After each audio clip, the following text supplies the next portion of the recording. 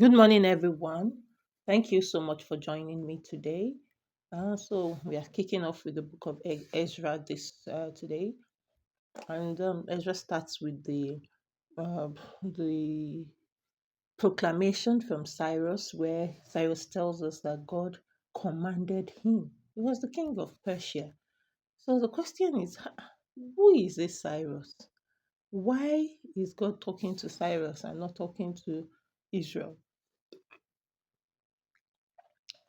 And I believe this is one other thing that shows us that God is not a respecter of persons. He doesn't respect where you come from. Doesn't respect for as long as you do what He called you to do. You for as long as you meet the mark.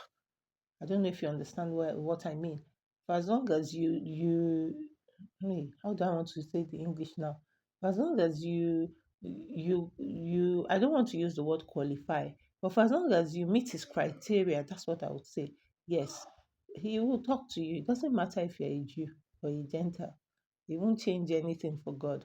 God is going to, and God is God. Nobody can ask him, God, why are you speaking to Cyrus? Why are you not speaking to us? So what's that? And then Cyrus says that the Lord commanded him. That stood out to me.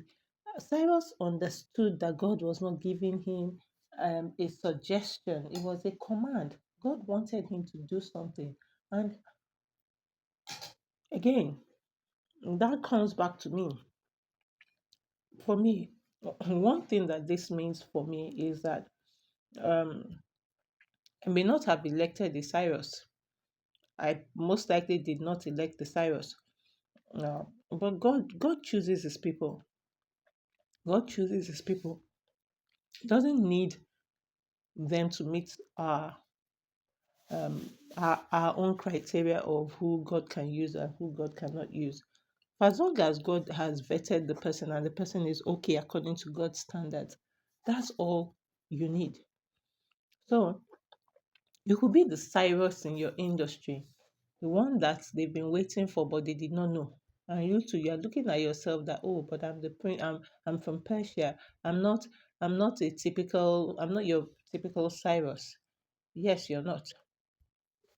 Yes, you are not. And perhaps that's why God needs you, because sometimes He needs that fresh eye.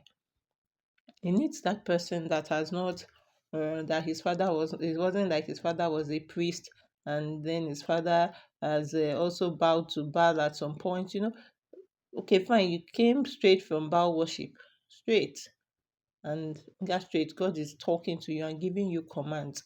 But for me, I think what stood Cyrus out for me is that he recognized that God gave him a command and he went ahead to go and do what God told him to do.